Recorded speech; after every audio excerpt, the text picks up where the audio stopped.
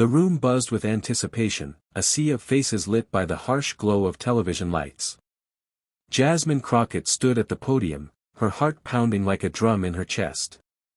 She was no stranger to tough crowds, she'd faced them in courtrooms, in Congress, in the streets of her Dallas district, but this was different.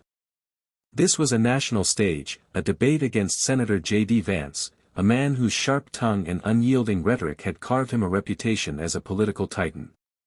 Jasmine had prepared for weeks, her notes filled with facts, her mind armed with arguments. She was ready to challenge him, to expose the cracks in his polished facade. But as she looked out at the audience, a flicker of doubt crept in. What if she wasn't ready for what came back? Jasmine was a fighter, born from the grit of St. Louis and shaped by the love of parents who worked multiple jobs to give her a shot at a better life. She'd clawed her way through law school, through the halls of Congress, always carrying the weight of those she represented, people who felt unseen, unheard, undervalued. Tonight, she wasn't just speaking for herself, she was speaking for them. The moderator's voice cut through her thoughts. "Representative Crockett, you have the floor." She straightened, her voice steady as she launched into her opening, calling out policies she believed divided rather than united. Her words were sharp, her passion undeniable. The crowd leaned in, and for a moment, she felt unstoppable. Then came Vance's turn. He rose, his smile cool, his eyes glinting with something unreadable.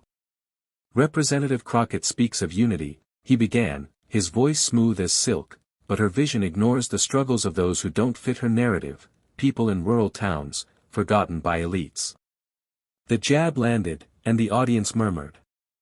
Jasmine felt the sting, but she held her ground, ready to counter. What she didn't expect was what came next. Vance's tone shifted, not to attack, but to tell a story. "Let me tell you about a woman I met in Ohio," he said. Her name was Clara. Single mother, 2 kids, working 3 jobs. She didn't want handouts, she wanted hope. The room fell silent, and Jasmine's carefully rehearsed rebuttal faltered. This wasn't the clapback she'd braced for. Clara's story unfolded like a melody, simple yet piercing.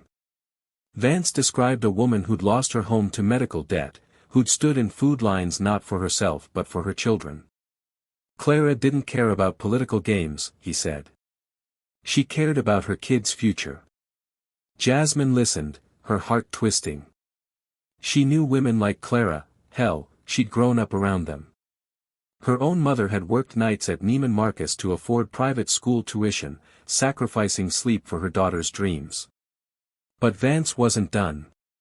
"I met Clara at a community center," he continued, "and I asked what she needed.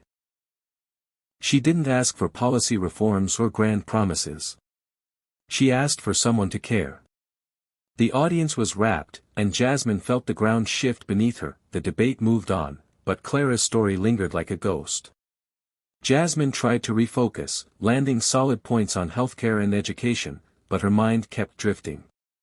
Vance's words weren't just a rhetorical trick, they'd cracked open something raw.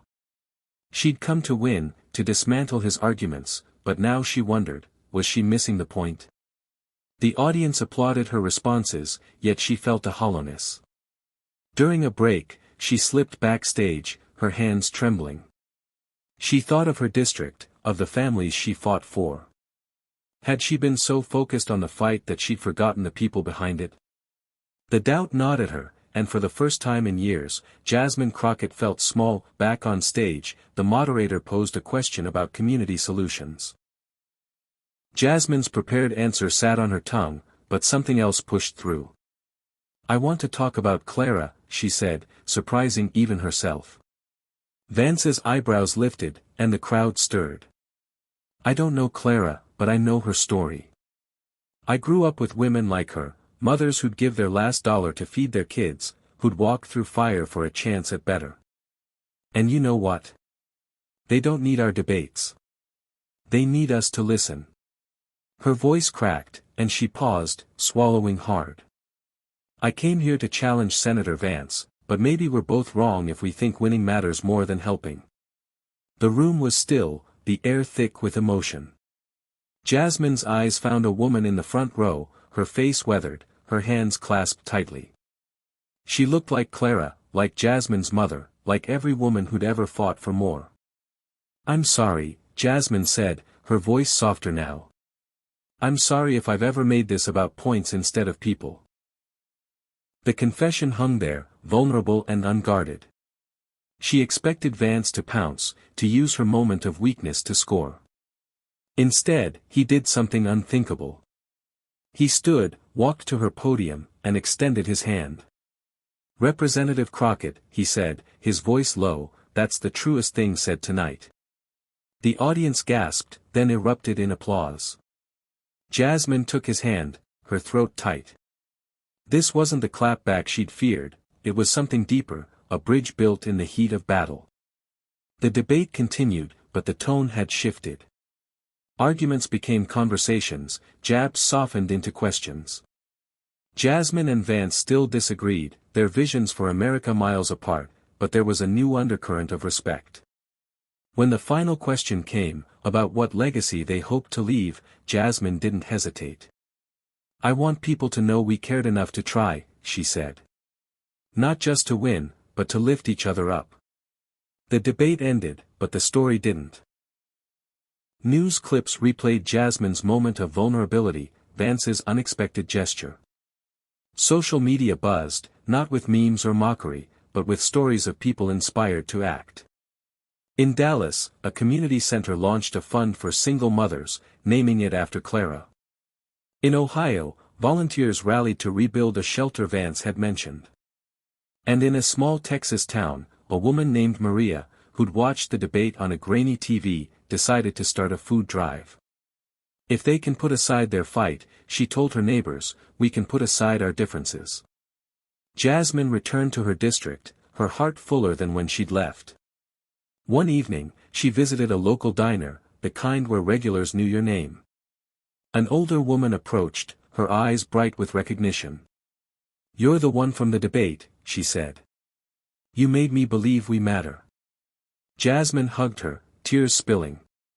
She realized then that the true clapback wasn't Vance's story or her own words. It was the ripple effect, the way one moment of humanity could spark 1,000 acts of kindness. Months later, Jasmine received a letter. It was from Clara, the real Clara, who'd seen the debate and tracked her down. "You and Senator Vance gave me hope," she wrote. "Not because you agreed, but because you listened.